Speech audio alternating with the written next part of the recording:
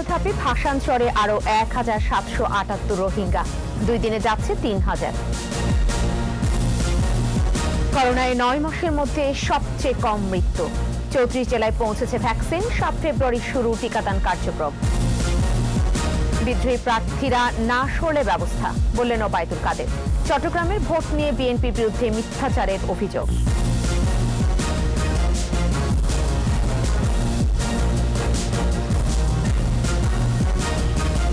শুনছিলেন first security ইসলামী bank limited সংবাদ শিরোনাম। প্রত্যেককে আমন্ত্রণ জানাচ্ছি রাত 9টার 21 সংবাদে। সাথে থাকছে আমি ফেরদৌসী আহমেদ। দর্শক, 21 টেলিভিশনের সংবাদ একই সাথে সরাসরি দেখতে পাবেন আমাদের ফেসবুক পেজ www.facebook.com/2124 অনলাইনে। তৃতীয় দফায় ভাসানচরে আরো 500 পরিবারের 1,778 জন রোহিঙ্গা স্বেচ্ছায় স্থানান্তর হলো। সকালে চট্টগ্রাম বোট ক্লাব থেকে রোহিঙ্গাদের নিয়ে নৌবাহিনীর 4টি জাহাজ ভাসানচরের উদ্দেশ্যে রওনা হয়। 2 দিনে প্রায় 3,000 রোহিঙ্গাকে স্থানান্তরের প্রস্তুতি নেওয়া হয়েছে। বাকিটা জানাচ্ছেন মাসুম আলিসা।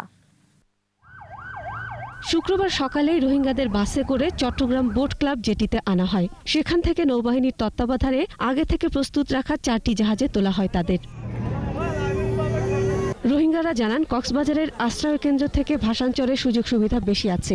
এছাড়া অন্যান্য আত্মীয় স্বজন থাকায় ভাসানচরে যাওয়ার সিদ্ধান্ত নিয়েছেন তারা। এখন বালা ছিলাম সুখসাদ দিল্লা আর খুশি দেরি নিজের ইচ্ছা মতো যেতেছে। আর ভালো লাগে দাঁড়ায় দাঁড়িয়ে। এর আগে রাতে ট্রানজিট ক্যাম্পে তাদের নিবন্ধন প্রক্রিয়া চূড়ান্ত করা হয়। বৃহস্পতিবার উখিয়া ডিগ্রি কলেজ মাঠ থেকে কয়েক ধাপে 38টি বাসে চট্টগ্রামে আনা হয় তাদের। 2 দিনে প্রায় 3,000 রোহিঙ্গাকে ভাসানচরে নেওয়ার সব প্রস্তুতি নেওয়া আছে।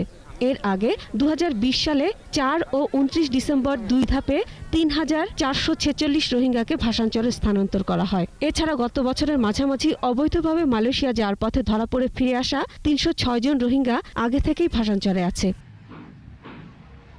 মাসুম আলিসা, 21 টেলিভিশন। কোভিড-19 মারা গেছে আরো 7 জন, যা গত 9 মাসের মধ্যে একদিনে মৃতের সংখ্যায় সবচেয়ে কম। এ পর্যন্ত মৃতের সংখ্যা 8,094।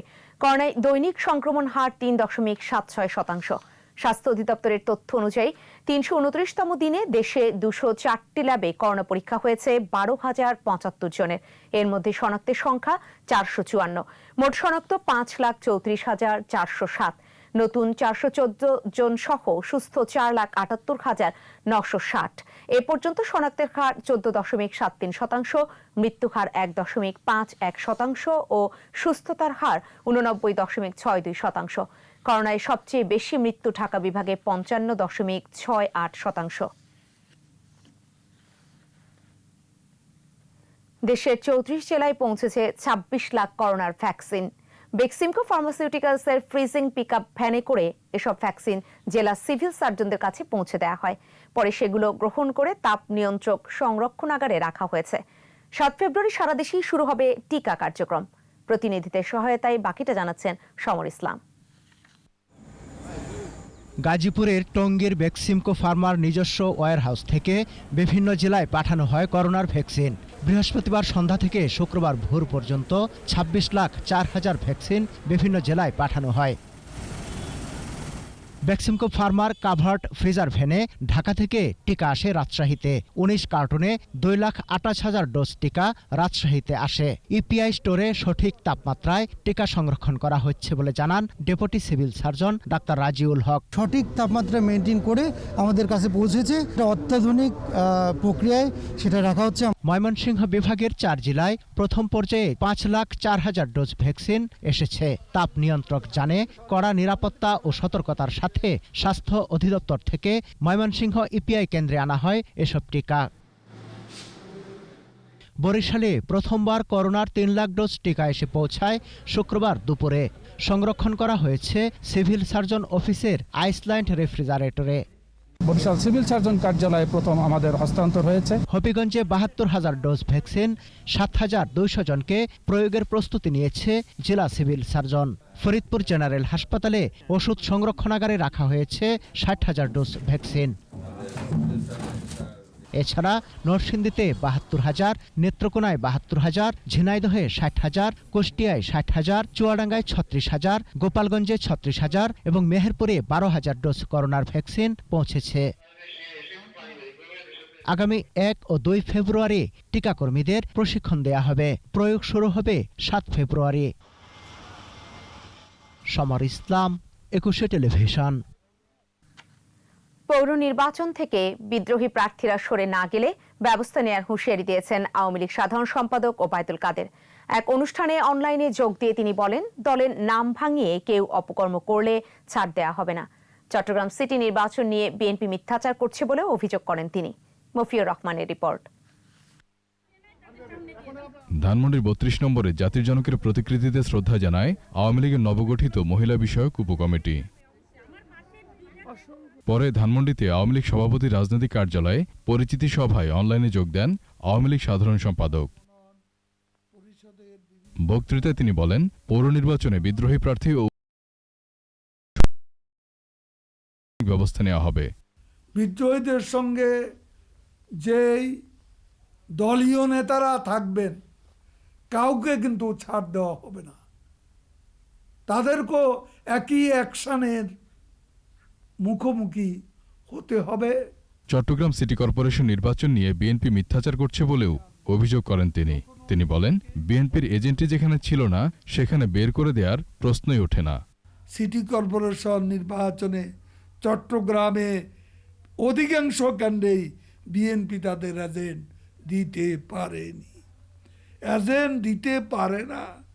আর এজেন্ট না থাকলে সেখানে বলবে এজেন্ট বের করে দেওয়া হয়েছে। এ অভিযোগ অবান্তর। চট্টগ্রাম সিটি নির্বাচন শুরুর পর থেকে বিএনপি যে সুযোগ পেয়েছে তা তাদের আমলেও পায়নি বলেও মন্তব্য করেন ওবায়দুল কাদের। ভোটার উপস্থিত ছিল, তারপরেও তারা এই প্রযুক্তির বিরুদ্ধে অবিরাম মিথ্যাচার করে যাচ্ছে। মফিউর রহমান, 21 টেলিভিশন, ঢাকা। বাংলাদেশের স্বাধীনতার সুবর্ণ জয়ন্তীতে পারস্পরিক সহযোগিতা ও সম্পর্ক আরো জোরদার করতে একমত হয়েছে ঢাকা দিল্লি। শুক্রবার দিল্লিতে বাংলাদেশ ভারত সচিব পর্যায়ের বৈঠক হয়। পরে ভারতের পররাষ্ট্র মন্ত্রণালয়ের বিজ্ঞপ্তিতে জানানো হয়, দুই দেশের কূটনৈতিক সম্পর্কের 50 বছর ও বঙ্গবন্ধু শেখ মুজিবুর রহমানের জন্মশতবার্ষিকীর বিষয় মাথায় রেখে অনেকগুলো সিদ্ধান্তে উপনীত হবার বিষয়ে ঐক্যমতে পৌঁছায় দুই দেশ। এর মধ্যে আগামী মার্চে বাংলাদেশের স্বাধীনতার সুবর্ণ জয়ন্তীর আয়োজনে ভারতের প্রধানমন্ত্রী নরেন্দ্র মোদীর বাংলাদেশ সফরের প্রস্তুতি নিয়ে আলোচনা হয়েছে। এছাড়াও করোনা ভ্যাকসিন, কানেক্টিভিটি, পানি বন্টন, বিদ্যুৎ জ্বালানির মতো বিষয়গুলো প্রাধান্য পায় এই বৈঠকে। নিচ্ছি প্রিমিয়ার ব্যাংক লিমিটেড সংবাদ বিরতি। নো মাস্ক নো সার্ভিস বিধি মেনে চলুন, সুস্থ থাকুন। যখন ফিরবো তখন থাকবে। এইচএসসি ও সমমান পরীক্ষার মূল্যায়ন ফলকাল, শিক্ষা প্রতিষ্ঠানের ছুটি বাড়ল 14 ফেব্রুয়ারি পর্যন্ত। দেখছেন রাত 9টার 21 সংবাদ। বাংলাদেশের স্বাধীনতার সুবর্ণ জয়ন্তীতে পারস্পরিক সহযোগিতা ও সম্পর্ক আরো জোরদার করতে একমত হয়েছে ঢাকা দিল্লি। শুক্রবার দিল্লিতে বাংলাদেশ ভারত সচিব পর্যায়ের বৈঠক হয়। পরে ভারতের পররাষ্ট্র মন্ত্রণালয়ের বিজ্ঞপ্তিতে জানানো হয়, দুই দেশের কূটনৈতিক সম্পর্কের 50 বছর ও বঙ্গবন্ধু শেখ মুজিবুর রহমানের জন্মশতবার্ষিকীর বিষয় মাথায় রেখে অনেকগুলো সিদ্ধান্তে উপনীত হবার বিষয়ে ঐক্যমতে পৌঁছায় ঢাকা দিল্লি। এর মধ্যে আগামী মার্চে বাংলাদেশের স্বাধীনতার সুবর্ণ জয়ন্তীর আয়োজনে ভারতের প্রধানমন্ত্রী নরেন্দ্র মোদীর বাংলাদেশ সফরের কর্মসূচি নিয়ে আলোচনা হয়েছে। এছাড়াও করোনা ভ্যাকসিন, পানি বন্টন, বিদ্যুৎ জ্বালানির মতো বিষয়গুলো প্রাধান্য পায় এই বৈঠকে। এইচএসসি ও সমমান পরীক্ষার মূল্যায়ন ফল শনিবার সকাল 10:30টায় ঘোষণা করা হবে। এদিকে শিক্ষা প্রতিষ্ঠানের ছুটি বাড়ানো হয়েছে 14 ফেব্রুয়ারি পর্যন্ত। আন্তর্জাতিক মাতৃভাষা ইনস্টিটিউটে ফল প্রকাশ অনুষ্ঠানে প্রধানমন্ত্রী শেখ হাসিনা গণভবন থেকে অনলাইনে সংযুক্ত হবেন। করোনা মহামারীর কারণে এইচএসসি ও সমমান পরীক্ষা হয়নি। জেএসসি ও এসএসসি পরীক্ষার ফলাফলের সমন্বয় করে এবারের এইচএসসির ফল প্রকাশ করা হবে। সোশ্যাল ইসলামী ব্যাংক লিমিটেড বাণিজ্য সংবাদ।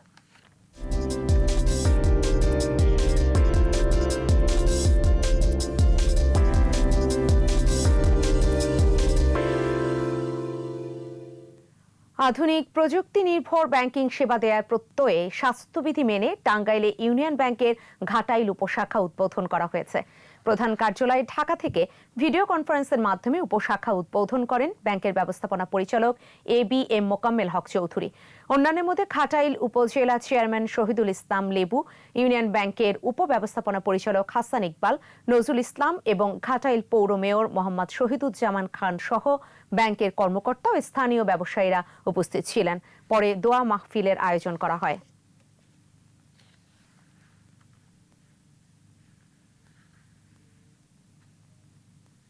জাতির পিতা বঙ্গবন্ধু শেখ মুজিবুর রহমানের জন্ম শতবর্ষ উপলক্ষে বাংলাদেশ বুদ্ধিস্ট ফেডারেশনের উদ্যোগে বঙ্গবন্ধু ব্যাডমিন্টন টুর্নামেন্ট শুরু হয়েছে।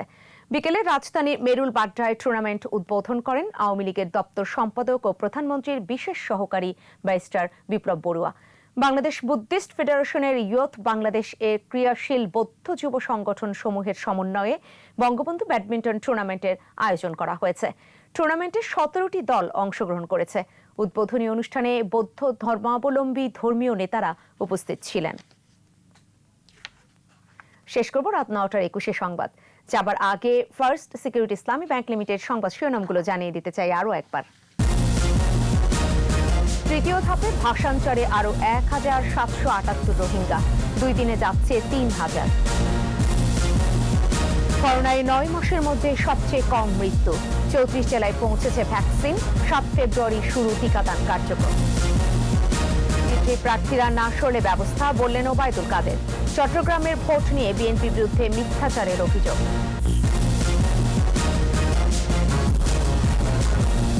সর্বশেষ খবর জানতে ডায়াল করুন 202 নাম্বারে আর ভিজিট করুন 21-tv.com এই ওয়েবসাইটে।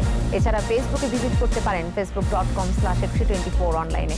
পরবর্তী সংবাদ রয়েছে রাত 11টায়। দেখার আমন্ত্রণ রইল। স্বাস্থ্যবিধি মেনে চলুন, সুস্থ থাকুন।